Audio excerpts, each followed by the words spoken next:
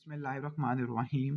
Today's topic of discussion is pancreas. तो upper GI endoscopy हम पढ़ रहे थे। तो हमने ऑलमोस्ट इसोफेगस पढ़ लिया, स्टोमक पढ़ लिया, हिपैटोबिलिटी सिस्टम पढ़ लिया। लास्ट सेक्शन है पेनक्रियास और पेरिटोनाइटिस। पेनक्रियाटिक डिजीज के लिए जो इन्वेस्टिगेशन और चॉइस होती है कंट्रास्ट इनहांस सीटी स्कैन होता है। फॉर एग्जांपल अगर एक्यूट पेनक्रियाटाइटिस है तो यही कराओगे। क्रॉनिक में आप अल्ट्रासाउंड करा लेते हैं। और पेनक्रियाटिक कैंसर के लिए भी इन्वेस्टिगेशन और choice contrast enhanced CT scan होता है। वहाँ पे ट्यूमर मार्कर भी आ जाते हैं। लीवर के ट्यूमर के लिए, रीनल ट्यूमर के लिए या पेनक्रियास के ट्यूमर के लिए इन्वेस्टिगेशन और choice contrast enhanced CT scan आपको देखने को मिलता होता है। पहला टॉपिक है एक्यूट पेनक्रियाटाइटिस, लेकिन इससे पहले कुछ दूसरी बातें पढ़ लेते हैं। जो पेनक्रियास की मोस्ट कॉमन कंजेनिटल एनोमली होती है उसको बोलते हैं पेनक्रियाटिक डिवीजम। ओके, इसके अलावा और क्या हो सकता है? ड्यूडिनल एट्रेजिया और एनुलर पेनक्रियास है। एनुलर पेनक्रियास का मतलब है कि जो पेनक्रियास की एक रिंग शेप होती है जो कि ड्यूडिनम को ओवरलाई कर लेती है। ये क्यों होती है? क्योंकि जो वेंट्रल पेनक्रियाटिक बड है वो रोटेट नहीं हो पाया। तो एनुलर पेनक्रियास क्यों होता है? Due to failure of rotation of ventral pancreatic bud. इसका ट्रीटमेंट होता है डूडिनो डूडिनोस्टमी। और जो एस सिंड्रोम होता है, SMA syndrome, superior mesenteric artery syndrome, जो कि नट क्रैकर सिंड्रोम भी करा सकता है, वैसे ये करवा सकता है। तो उसके लिए डूडिनो डूडिनोस्टमी करते होते हैं। ओके, ठीक है। एक और चलो अब हम स्टार्ट करते हैं। मोस्ट कॉमन नॉर्मली क्या होती है? पेनक्रियाटिक डिवीजम होती है। इसके लिए ईआरसीपी करते हैं और स्फिंक्टर को काट देते हैं, स्फिंक्टरॉटमी ओपनिंग क्रिएट कर देते हैं। अब टॉपिक हमारा है एक्यूट पेनक्रियाटाइटिस। एक्यूट पेनक्रियाटाइटिस में एपिगैस्ट्रिक पेन बैक की तरफ रेडिएट कर रहा होता है। अगर किसी का राइट अपर क्वाड्रेंट में पेन बैक की तरफ रेडिएट कर रहा हो तो एक्यूट कोलिसिस्टाइटिस होता है। और इसका जो पेन होता है वो एग्रेवेट हो जाता है बाय लाइंग फ्लैट और ठीक हो जाता है बाय सिटिंग फॉरवर्ड। तीन चीज़ें ठीक हो जाती है सिटिंग फॉरवर्ड से। अगर चेस्ट का पेन ठीक हो रहा है सिटिंग फॉरवर्ड से तो आपने बताना है एक्यूट पेरिकार्डाइटिस। ठीक है। अगर एपिगैस्ट्रिक पेन ठीक हो रहा है तो एक्यूट पेनक्रियाटाइटिस। और अगर डिस्निया ठीक हो रहा है बाय सिटिंग फॉरवर्ड तो वो हो जाएगा कंजेस्टिव हार्ट फेलियर। जो एक्यूट पेनक्रियाटाइटिस होता है, जो मोस्ट कॉमन काज होती है बच्चों के अंदर, मोस्ट कॉमन काज ट्रॉमा और बड़ों के अंदर गाल स्टोन होती है। जबकि क्रॉनिक का मोस्ट कॉमन काज अल्कोहल होता है। और इसकी जो ओके नेक जो एक फॉर्म होती है नेक्रोटाइजिंग पेनक्रियाटाइटिस वो सीवियर फॉर्म में होती है। और एक्यूट पेनक्रियाटाइटिस के 4 से लेकर 6 हफ्तों के बाद या क्रॉनिक पेनक्रियाटाइटिस की वजह से कॉम्प्लिकेशन होती है जिसको बोलते हैं सूडो पेनक्रियाटिक सिस्ट होती है। वो स्टोमक को कंप्रेस करती है जिसकी वजह से स्टाइटी गैस्ट्रिक फुलनेस देखने को मिलती है। और सीबीडी को कंप्रेस करेगी जिसकी वजह से ऑब्स्ट्रक्टिव जॉन्डिस हो जाएगा। तो एक्यूट पेनक्रियाटाइटिस में सडन सीवियर एपिगैस्ट्रिक पेन होता है, बैक की तरफ रेडिएट कर रहा होता है, ठीक हो जाता है बाय सिटिंग या बेंडिंग फॉरवर्ड। अमाइलेज से लाइपेज का लेवल ज़्यादा देखने को मिलता है। अमाइलेज पहले निकलता होता है, दोनों 4 गुना ज़्यादा होती है, लेकिन लाइपेज लेट निकलता है लेकिन ज़्यादा स्पेसिफिक होता है। और इन कंफर्मेशन आप सीटी एमआरआई से कराते होती है। बाकी नोजिया, वॉमिटिंग, रैचिंग होती है, टैकिपनिया, टैकीकार्डिया, हीमोडायनामिक इंस्टेबिलिटी होती है, कोलीलिथियासिस की हिस्ट्री होती है जिसको बोलते हैं एक्यूट बिलियरी पेनक्रियाटाइटिस। अगर गाल स्टोन की हिस्ट्री है तो डायग्नोस क्या होगा? Acute biliary pancreatitis. Acute pancreatitis के पेशेंट के अंदर हम एंटीरियर फीडिंग को प्रेफर करते हैं 24 घंटों के अंदर, क्योंकि कॉम्प्लिकेशन को अवॉइड कर देती है और सर्जरी की ज़रूरत को भी अवॉइड कर देती है। लेकिन अगर पेशेंट हाइपोवोलेमिक शॉक के अंदर या सेप्टिक शॉक के अंदर, सेप्टिक शॉक होता है इसमें, सेप्टिक शॉक के अंदर है, ठीक है, या सीवियर पेनक्रियाटाइटिस है, शॉक या सीवियरिटी है, तब आप टीपीएन को प्रेफर करते हैं, अदरवाइज एंटीरियर न्यूट्रिशन को फॉलो करते हैं। अब पहले सबसे पहले मैनेजमेंट क्या होती है? पहले तो आपने क्या करनी होती है? रिससिटेट करना होता है। रिससिटेट करने के लिए आईवी फ्लूइड देंगे। कौन सा फ्लूइड देंगे? रिंगल लैक्टेट देंगे और सप्लीमेंटल ऑक्सीजन देंगे। बाकी वही पॉइंट है, हॉस्पिटल एडमिशन करते हैं, रिससिटेशन करते हैं, नील पर ओरल होती है, एनर्जेटिक, एंटीमाइटिक, एंटीबायोटिक इस्तेमाल करते हैं, एनजीडी ड्रेनेज करते हैं, मेंटेन एंड मॉनिटर वाइटल्स करते हैं। अब आ जाते हैं स्पेसिफिक केसेस के अंदर। स्पेसिफिक केसेस में क्या है? फॉर एग्जांपल अगर कोलेंजाइटिस है तो आपने एंटीबायोटिक देनी होती है। अगर ऑर्गन फेलियर है, फॉर एग्जांपल अगर फ्लूइड की कलेक्शन है या नेक्रोसिस को देखने के लिए कंट्रास्ट इनहांस सीटी स्कैन है। फिर आप क्या कराते हैं? अगर कोलेंजाइटिस की या गॉलस्टोन पेनक्रियाटाइटिस की साइन है, सीवियर गॉलस्टोन पेनक्रियाटाइटिस है, तो आपने ईआरसीपी करानी है 72 घंटों के अंदर और सपोर्टिव ट्रीटमेंट करना होता है for organ failure. For example inotrope, ventilatory support और हीमोफिल्ट्रेशन करते होती है। और एनजी फीडिंग देनी है for nutritional support. Long term management में क्या होगा? सबसे पहले आपने नेक्रोटिक टिश्यू की डिब्राइडमेंट करनी है, उसको बोलते हैं पेनक्रियाटिक नेक्रोसेक्टमी करते हैं। मजीद डिब्राइडमेंट के लिए दो चॉइस होती है। नंबर 1, हम एक ड्रेन लगा देंगे, परक्यूटेनियस ड्रेन, क्लोज ड्रेन होती है, फिर दोबारा से वुंड को खोलेंगे और रीलेप्रोटमी करेंगे। ओके। और अगर माइल्ड एक्यूट बिलियरी पेनक्रियाटाइटिस है, माइल्ड एक्यूट बिलियरी पेनक्रियाटाइटिस है तो आपने क्या करानी होती है? Laparoscopic cholecystectomy. अगर सीवियर गॉल स्टोन पेनक्रियाटाइटिस है तो ईआरसीपी करानी होती है, इंटरनल ड्रेनेज भी करनी होती है। ओके। एक्यूट पेनक्रियाटाइटिस का मोस्ट कॉमन काज बच्चों के अंदर तो ट्रॉमा होता है, बड़ों के अंदर गॉलस्टोन होता है, क्रॉनिक का मोस्ट कॉमन काज अल्कोहल होता है। इन्वेस्टिगेशन में सीबीसी करा लोगे जिसमें आपको ल्यूकोसाइटोसिस मिलेगा, ग्लूकोज लेवल कम हो सकते हैं, एलएफटीज आपको देखने को मिल सकते हैं एबनॉर्मल अगर गॉलस्टोन पेनक्रियाटाइटिस है। अमाइलेज पहले निकलता है 24 घंटों के अंदर। जो लाइपेस होता है ये 3 से लेकर 4 दिन में निकलता होता है। ओके, ज़्यादा एक्यूरेट होता है। इन्वेस्टिगेशन है choice contrast enhanced CT scan है, बाकी अल्ट्रासाउंड, एमआरआई, ईआरसीपी, एमआरसीपी, ओपलिन रेडियोग्राफी कराते हैं। और पेनक्रियाटिक फंक्शन टेस्ट भी आते हैं जिसमें लास्ट एरोमेटेस और नाइट्रोजोलियम ब्लू डाई इस्तेमाल करते होते हैं। अब इसकी सीवियरिटी को देखने के लिए कौन-सा स्कोर होता है? रैनसन स्कोर होता है। Okay, रैनसन score. तो रैनसन स्कोर के अंदर जो टोटल 11 पैरामीटर होते हैं और रैनसन रैनसन में टोटल 6 स्पेलिंग आ रहे हैं, तो अगर 6 से ज़्यादा हो तो मोर्टेलिटी काफ़ी ज़्यादा होती है और सीवियर कब आएगी? जब इनमें से 3 मौजूद होंगे। रैनसन में टोटल 11 होते हैं, 5 आप at the time of admission लेते हैं, बाकी जो 6 होते हैं वो विदिन 48 आवर है। जो at the time of admission है उसका निमोनिक है लीगल, ल्यूकोसाइटोसिस आएगा, एलिवेटेड एएसटी होगा, जी से ग्लूकोज आपको देखने को मिलेगा। ए से क्या होगा? ए से आपको एज होगी और एल से क्या होगा? एलडीएच आपको देखने को मिलता है। ल्यूकोसाइटोसिस 16 से ज़्यादा की होती है। ये जो एएसटी होता है 250 से ज़्यादा का होता है। ओके, इसके बाद ग्लूकोज होता है 200 से ज़्यादा का होता है। एज 55 ईयर है और एल से क्या होगा? एलडीएच जो कि 350 यूनिट से ज़्यादा का होता है। एक स्कोर होता है मॉडिफाइड ग्लासगो स्कोर, जी जब वो सीवियर होगा तब 3 से ज़्यादा आपको देखने को मिलेगी विदिन द 48 आवर। बस इसमें नई चीज़ आ जाएगी, वो होगा सीरम एल्ब्यूमिन जो कि 3.3 से कम होता है। अब विदिन द 48 आवर इसका निमोनिक होता है बैश, बेस डेफिसिट आप लेते होते हैं। ओके, इसके अलावा ब्लड यूरिया नाइट्रोजन लेते होते हैं। ओके, आर्टीरियल ऑक्सीजन सैचुरेशन है, सिक्वेस्ट्रेशन ऑफ फ्लूइड है। ओके, इसके अलावा सीरम हाइपोकैल्सीमिया और हेमाटोक्रेट होता है। इसका निमोनिक है 2, 4, 5, 6, 8। जो 2 होता है, ओके, 2 आपका क्या होता है? सीरम कैल्शियम मिलीमोल पर लीटर या 8 मिलीग्राम होता है। जो 2 के बाद 4 आता है, 4 क्या होता है? बेस डेफिसिट होता है। 5 क्या होता है? ब्लड यूरिया नाइट्रोजन होता है 5 मिलीग्राम पर डेसीलीटर। ओके, इसके बाद आ जाओ 5 के बाद 6 आता है, 6 तो 6 क्या होता है आपका?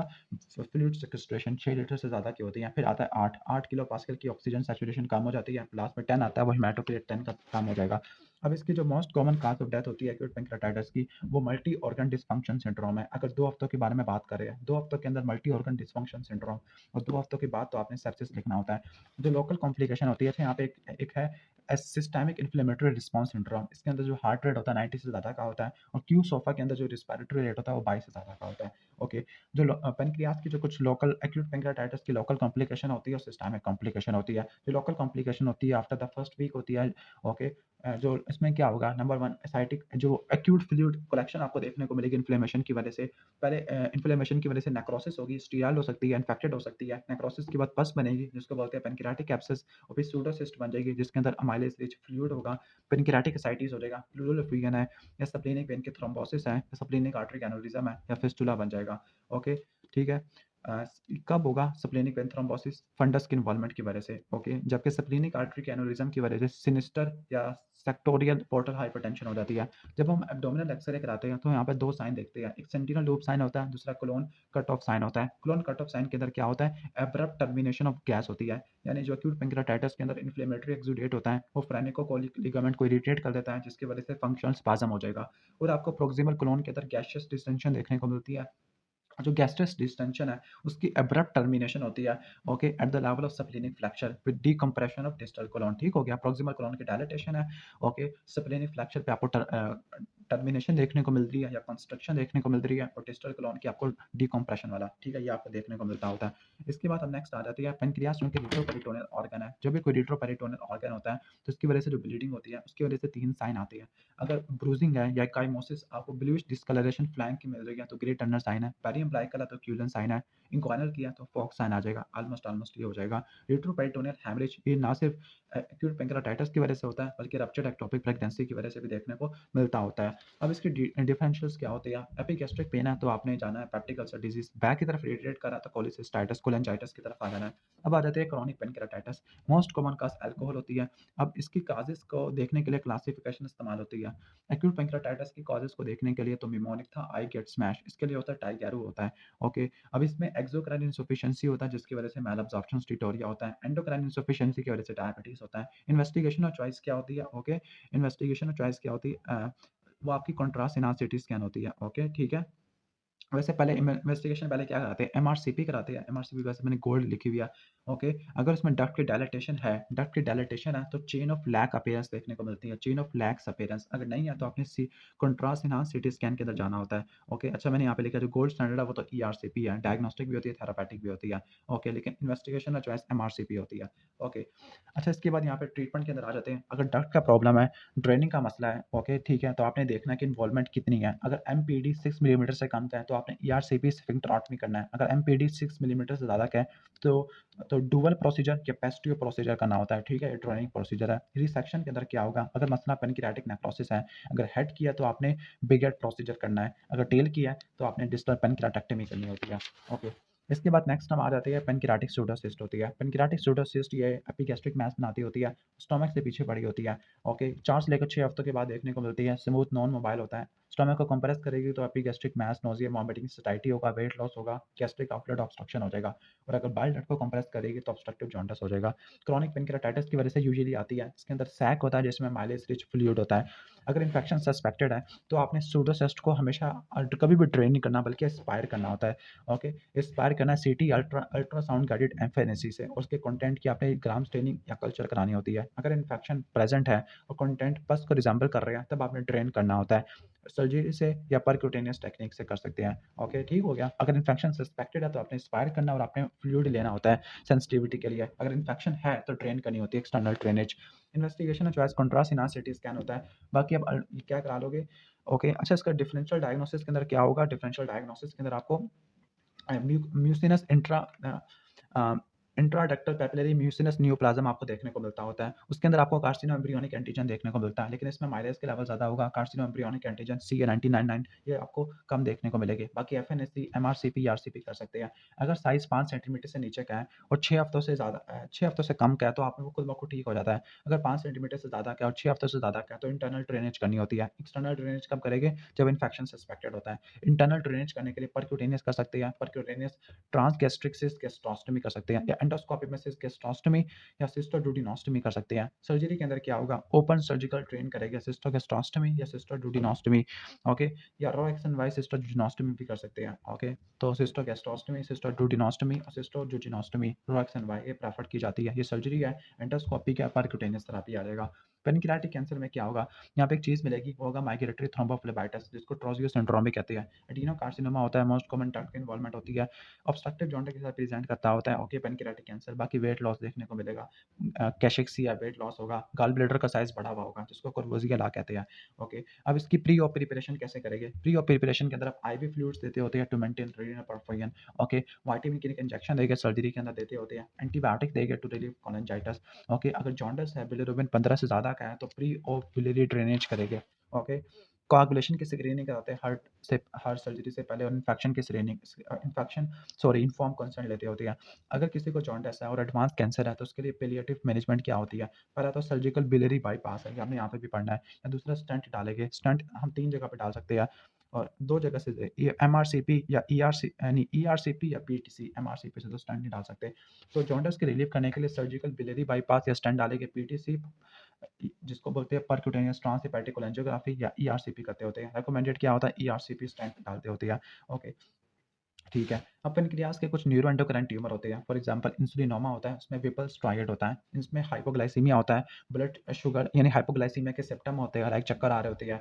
ओके, स्वेटिंग होती है, डायफोरोसिस होती है, ब्लड शुगर 40 से कम होता है और ये ग्लूकोज देने से ठीक हो जाता है। ग्लूकागोनोमा में डायबिटीज मेलाइटिस होती है और नेक्रोलाइटिक माइग्रेटरी इरिथेमा होता है। गैस्ट्रिनोमा के अंदर जोलिंगर एलिसन सिंड्रोम होता है और ये जिस ट्रायंगल के अंदर होता है उसका नाम है पुसालो triangle.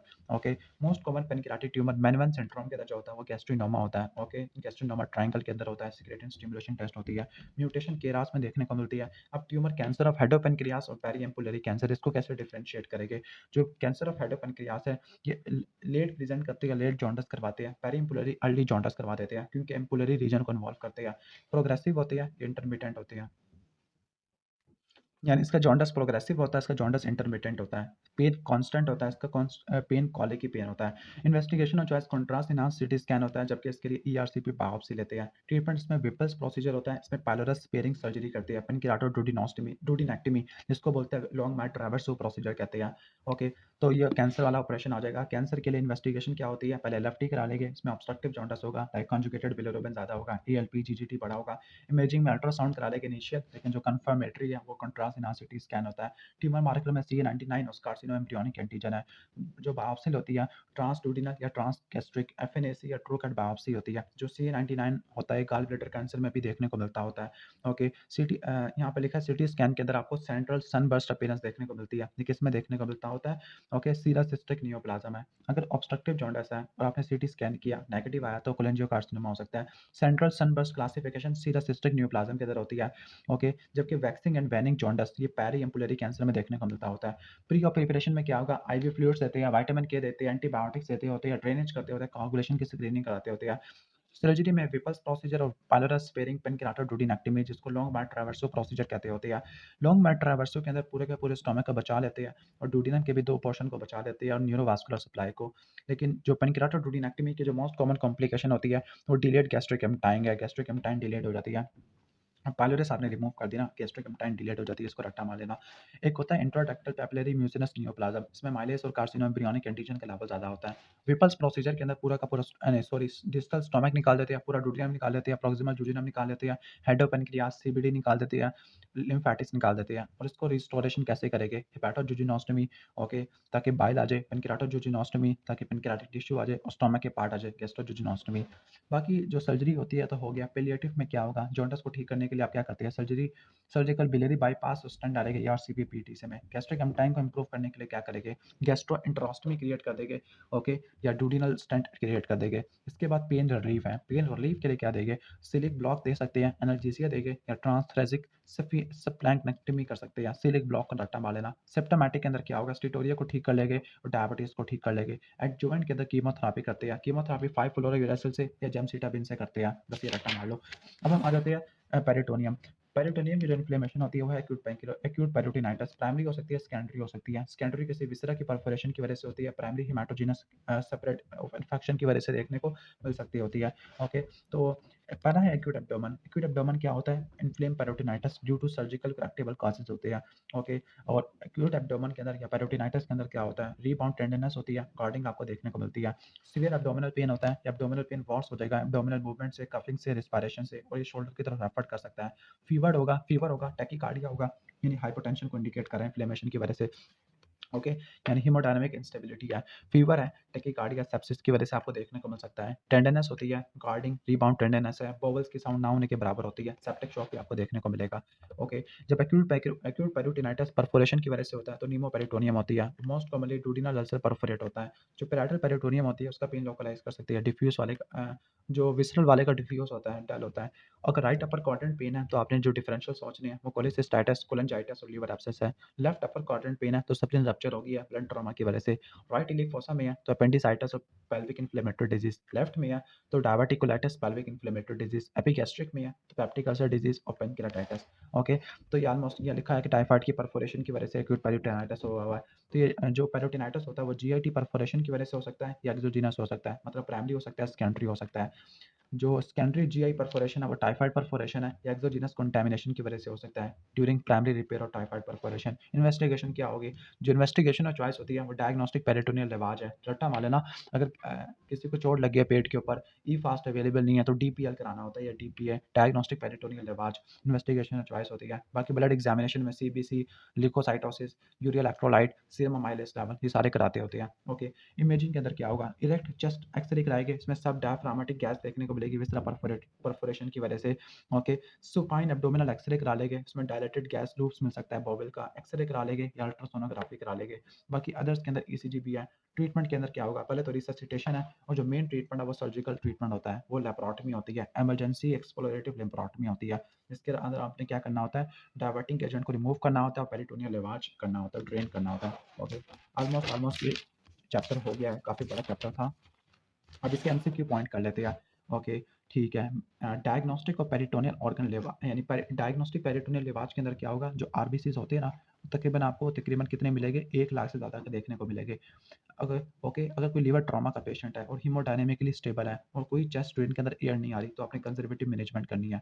Okay, most common organism in non GI peritonitis. Non GI peritonitis में क्लैमिडिया आ जाता है। जीआई पेरोटिनाइटिस के अंदर टाइफाइड या टीबी शीबी आ जाएंगे। सप्लीनेक्टमी पोरफायरिया में नहीं करते होते। पोस्ट सप्लीनेक्टमी इन्फेक्शन, जो अपॉर्चुनिस्टिक पोस्ट सप्लीनेक्टमी इन्फेक्शन होता है, सेप्टोकोकस पायोजेन नहीं होता बल्कि निमोकोकस इन्फ्लुएंजा और मेनिंजोकोकाई होते हैं। ओके, इन्वेस्टिगेशन और चॉइस पर एक लीजिए कार्डिया, मैनोमेट्री होती है, बेरियम सोलह भी कराते होते हैं। अर्ली गैस्ट्रिक कैंसर ये सब म्यूकोजा तक जाता होता है। जो लेट गैस्ट्रिक कैंसर है वो मस्कुलरिस तक जाता होता है। It reduces overall mortality in bleeding peptic ulcer, tranexamic acid mortality को कम कर देती है। ओके, लिगामेंट जिसको आपने इमरजेंसी सप्लीनेक्टमी में डिवाइड करना है, पहला लिनोरिनल फिर सप्लीनोरिनल लिगामेंट भी कहते हैं। ओके, इन्वेस्टिगेशन और चॉइस इन एक लीजिए कार्डियो तो मैनोमेट्री आपको देखने को मिलती है। ओके, एक्यूट एब्डोमेन की मैनेजमेंट में क्या होता है, इसमें आपने आईवी फ्लूइड्स और एनजी ट्यूब आपने देनी होती है। ओके, इसके बाद नेक्स्ट है कि प्रोग्रेसिव डिस्फेजिया है, तो progressive dysphagia which increased risk, Barrett oesophagus risk को बढ़ा देता है। Best test for porcelain gall bladder, तो वो एक्सरे होता है। एक्यूट कोलिसिस्टाइटिस के बाद फॉलोड बाय फीवर और टेंडरनेस है। टेंडरनेस तो एम्पाइमा ऑफ गॉल ब्लैडर हो गया। गॉल ब्लैडर के डिजीज के लिए होती है हमारी लेप्रोस्कोप, जो इन्वेस्टिगेशन है, अल्ट्रासाउंड होती है, ट्रीटमेंट कोलिसिस्टेक्टमी होता है। जबकि सीबीडी के जो होती है कॉमन बाइल डक्ट, इसके लिए होती है अल्ट्रासोनोग्राम होती है, और इन्वेस्टिगेशन है चॉइस और सॉरी ईआरसीपी होती है डायग्नोस्टिक के लिए भी और थेरापेटिक के लिए भी। जो इक्लोरीडिया होता है type A gastritis autoimmune gastritis की वजह से देखने को मिलता होता है। Risk factor for gastric carcinoma, gastric atrophy और एच पाइलोरी इन्फेक्शन, यानी autoimmune gastritis, H pylori gastritis. Courvoisier का मतलब है कि अगर गॉल ब्लैडर पाल्पेबल है जॉन्डिस वाले पेशेंट में, it is unlikely due to gall stone है। Gold standard for disorder of pancreas, तो ईआरसीपी होता है। Most common indication for splenectomy, spleen trauma में करते हैं और क्रॉनिक आईटीपी में करते हैं। मैनेजमेंट ऑफ एक्टिव हेमाटोमेसिस, पहले रिससिटेशन करेंगे, फिर एंडोस्कोपी, बैंडिंग, टर्ली प्रेसिंग से करते हैं। Okay, most common complication of oesophagectomy, तो वो जड़ होती है। Most common side of oesophageal perforation during endoscopy, तो वो कौन सा होता है, pharyngo oesophageal junction, upper one third of oesophagus होता है। कोलेंजियोकार्सिनोमा ओम्बीबीएसिस की वजह से नहीं होता, क्लोनोर्किस की वजह से होता है। इंट्राहेपेटिक बाइल डक्ट है, इसको देखने के लिए जो इंट्राहेपेटिक होती है उसको देखने के लिए परक्यूटेनियस ट्रांसहेपेटिक कोलेंजियोग्राफी कराते हैं। एक्स्ट्रा को देखने के लिए मेनली आप ईआरसीपी एमआरसीपी कराते हैं। मैनेज बाउंड्रीज ऑफ कैलो ट्रायंगल, लैटरली सिस्टिक डक्ट होती है, मीडियली कॉमन हेपेटिक डक्ट होती है, ऊपर इंफीरियर सरफेस ऑफ लीवर होता है। टेस्ट फॉर इसोफेजियल स्ट्रक्चर, तो वो बेरियम स्वेरा होता है। और डायग्नोस्टिक्स क्या ट्रीटमेंट कैसे करोगे, एंडोस्कोपिक बैलून डायलेटेशन होगी। मैनेजमेंट ऑफ लीवर ट्रॉमा, जिसकी वजह से हिमाटोमा आ गया, तो आपने कंजर्वेटिव मैनेजमेंट और पेन की रिलीफ करनी होती है। Cause of peritonitis in young, तो वो ई कुलाई की वजह से हो सकता है रिप्रोडक्टिव एज ग्रुप में। गोल्ड स्टैंडर्ड फॉर जर्ड, तो वो 24 आवर पीएच मॉनिटरिंग होती है। बर्ड बी एक साइन एक्लीजिया कार्डिया के अंदर होता है। ऑटोइम्यून प्रोसेस है जिसमें पर्निशियस अनीमिया और गैस्ट्रिक कैंसर भी हो गया है, तो ऑटोइम्यून गैस्ट्राइटिस है। जिस्ट होता है मोस्ट कॉमन स्टमक में देखने को मिलता होता है। सीडीएस 117 ट्यूमर मार्कर आपको देखने को मिलता है। इमाटिनिब ठीक करते हैं। Least risk of sepsis after splenectomy, तो ट्रॉमा में सेप्सिस होने के चांसेस कम होते हैं। थ्रोम्बोसिस है और वीनस वब है, तो ये बोट 40 सिंड्रोम में देखने को मिल सकता है हेपेटिक वेन के थ्रोम्बोसिस की वजह से। पेनलेस ऑब्स्ट्रक्टिव जॉन्डिस है, पेनलेस और ग्लोबुलर मैस है, प्रूराइटिस है, दैट मीन कैंसर ऑफ हाइड्रोपेनक्रियास है।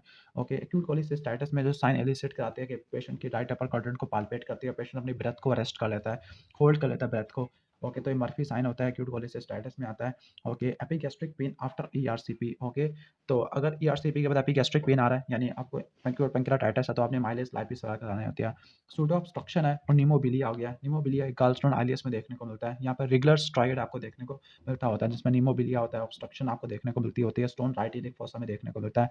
Next best investigation in case of 4 millimetre thickness of gall bladder, in case of ultrasound with no stones, लेकिन 4 मिलीमीटर थिकनेस है तो हिडेस scan कराते हैं। Most common investigation for splenectomy and surgery, तो आपने क्या करानी होती है, ट्रॉमा। ओके, सॉरी, इंडिकेशन क्या होती है स्प्लीनेक्टमी के लिए, ट्रॉमा होती है। रेंसन के अंदर पोटेशियम नहीं आता। Most common injury during laparoscopic cholecystectomy, तो सीबीडी की इंजरी हो सकती है। ओके, आपको नीमोबिलिया वगैरह आपको देखने को मिल सकता है। नहीं, नीमोबिलिया नहीं होता, बिलियरी सिस्टम बिलियोमा देखने को मिल सकता है। Okay, best treatment for patient of hepatitis C, 3 centimetre का नोड्यूल है तो रेडियो फ्रीक्वेंसी एब्लेशन आपने करनी होती है। ओके, ठीक हो गया। लैप्रोस्कोपिक कोलिसिस्टेक्टमी में आप नीमोपेरिटोनियम क्रिएट करते हैं वेरियस नीडल से, तो कंफर्म करने के लिए क्या करते हैं, डबल क्लिक या रेजिस्टेंस होती है to the needle. Okay, long history of NSAID है। एनसेड की history abdominal pain, rigidity, tenderness है तो परफोरेटेड डुodenal अल्सर है। Risk factor for adenocarcinoma of oesophagus और बैरेट एसोफेगस है। Best investigation for liver abscess, ultrasonograph होती है। Cholecystitis का ट्रीटमेंट क्या होता है, लैप्रोस्कोपिक कोलिसिस्टेक्टमी होता है। How to avoid complication of laparoscopic cholecystectomy, तो अवॉइड करने के लिए क्या होती है, फंडल अप्रोच आपने इख्तियार करनी है ताकि कॉम्प्लिकेशन ना हो। ओके, क्रॉसिव इंजरी के बाद आपने एंडोस्कोपी करनी होती है। प्रूराइटिस और डीपली जॉन्डिस है, वैसे प्रूराइटिस और डीपली जॉन्डिस ये आपको प्राइमरी बिलियरी सिरोसिस में देखने को मिलता है, लेकिन ये सर्जरी है तो कार्सिनोमा पेनक्रियास है। अपर एब्डोमेन की टेंडरनेस है, पेन शिफ्ट है बैक में तो एक्यूट पेनक्रियाटाइटिस है। Globular swelling right upper quadrant में स्वेलिंग है और वो रिस्पायरेशन से मूव कर रही है, तो ये गॉल ब्लैडर म्यूकोसील है। टेंडर एब्डोमेन और रिस्पायरेशन से मूव नहीं कर रहा तो परफोरेटेड पेप्टिक अल्सर डिजीज है। पैरोटिनाइटिस हुआ है, सेकेंडरी पैरोटिनाइटिस है। 71 ईयर का प्रोग्रेसिव डिस्फेजिया, तो एसोफेजियल कैंसर आ जाएगा। Okay, best initial test for 63 year old who develop dysphagia, first for head for bread लिखा, ब्रेड यानी सॉलिड्स के लिए, फिर लिक्विड्स के लिए। ओके, तो ये कैंसर है तो आपने अपर जीआई एंडोस्कोपी करानी है। वेट लॉस और टेंडर काफ है, तो ये गैस्ट्रिक कैंसर में आपको देखने को मिल सकता होता है। टेंडर काफ क्यों हुआ, क्योंकि जो कैंसर है वो मेटास्टेसाइज कर गया। Okay, patient of acute cholecystitis suddenly stop breathing, तो मर्फी साइन होता है अल्कोहल की वजह से, पैरासेल्युलर कार्सिनोमा और अल्कोहल की वजह से क्रोनिक पेनक्रियाटाइटिस वगैरह हो सकती है। Trauma to the left upper quadrant की वजह से ट्रॉमा और शॉक में चला गया तो सप्लीनिक इन्फेक्शन होता है। ओके, सफियोसाइट्स है ब्लड के अंदर पॉजिटिव कॉम टेस्ट, तो आप तो डायग्नोस क्या होगा, autoimmune haemolytic anaemia. Okay, negative आता तो हेरिडिटरी सफियोसाइटोसिस है। सप्लीनेक्टमी आपने करनी होती है, स्पेसिफिकली किस केस में करते हैं आप, सप्लीनेक्टमी कोल्ड वाले में करते होते हैं मेरे ख्याल से। प्लूरल इफ्यूजन नहीं, पहले स्टेरॉइड फिर आईवीआईजी फिर सप्लीनेक्टमी करते हैं वार्म वाले केस में। प्लूरल इफ्यूजन है right upper quadrant tenderness after appendectomy, तो सब फ्रेनिक एब्सेस बन गया अपेंडेक्टमी के बाद, राइट अपर क्वाड्रेंट टेंडरनेस है। Pain radiating to the tip of shoulder, tenderness है राइट अपर क्वाड्रेंट में, तो एक्यूट कोलिसिस्टाइटिस है। इंसियन फॉर पेनक्रियाटिक कैंसर, तो मिड लाइन इंसियन रह जाता है। ओके, अगर पेशेंट हेमाटोमेसिस है, लीवर कॉर्स है, ईएसटी ईएलटी बढ़े हुए हैं तो एंडोस्कोपिक बैंड लाइगेशन है। Okay, investigation for perforated peptic ulcer, तो पीयूडी एक्स-रे एब्डोमेन रिजेक्ट कराना होता है। Post cholecystectomy bile duct injury हो गई है तो आपने उसके लिए मैनेजमेंट क्या होती है, टी ट्यूब इंसर्शन होती है। ओके, इसके बाद है upper one third of oesophagus में कैंसर होता है, वो स्क्वेमस और कार्सिनोमा होता है। Gas and gall bladder, that means cholecystoduodenal fistula आ गया। एक लीजिए कार्डियक के लिए हार्समायोटोमी होती है। अमाइलोस लाइपिस लेवल बढ़ा हुआ तो एक्यूट पेनक्रियाटाइटिस है। Management of splenectomy, sorry history of splenectomy है, सब रनिंग एब्सेस का दूसरा सवाल आ गया। ओके, स्प्लीनेक्टमी की हिस्ट्री है और लेफ्ट लोअर लंग्स के अंदर एयर की एंट्री कम है, तो ये सब फ्रेनिक एब्सेस है। ठीक है, सब फ्रेनिक एब्सेस है। ओके, इसके बाद नेक्स्ट हम आगे आ जाते हैं। Okay, management in case of succession supplies gastric outlet obstruction में आता है, तो आपने इसमें गैस्ट्रोजुजिनोस्टोमी क्रिएट करनी होती है। ओके, फीडिंग जुजिनोस्टोमी भी दे सकते हैं। Management in case of delay in splenectomy, तो आपने न्यूमोकोकल वैक्सीन देनी होती है। टाइप 2 हाइटल हर्निया का जो रिपेयर है, ओके, जो रोलिंग वाला टाइप का होता है, तो आपने क्या करनी है, पार्शियल फंड एप्लीकेशन करनी है। Nissen floppy Nissen fund partial fundoplication है। Gold standard for achalasia cardia, तो वो क्या होती है, मैनोमेट्री होती है। Sudden onset of severe abdominal pain और टेंस टेंडर एब्डोमेन है और पेप्टिक अल्सर डिजीज की हिस्ट्री है, that means perforated peptic ulcer disease हो गया, और रूमेटॉइड आर्थराइटिस की भी हिस्ट्री है। Organ injured in case of blunt trauma to the left upper quadrant, तो स्प्लीन होता है, मोस्ट कॉमन यही होता है। और जो ट्रॉमा होता है ये मोस्ट कॉमन इंडिकेशन होती है स्प्लीनेक्टमी की। ओके, और इसमें पोस्ट ऑप सेप्सिस होने के चांसेस कम से कम होते हैं। पेनक्रियाटिक डिसऑर्डर के लिए ईआरसीपी गोल्ड स्टैंडर्ड होती है, कंफर्म कर लो। सीआरसीसीटी होता है, severe right upper quadrant pen है।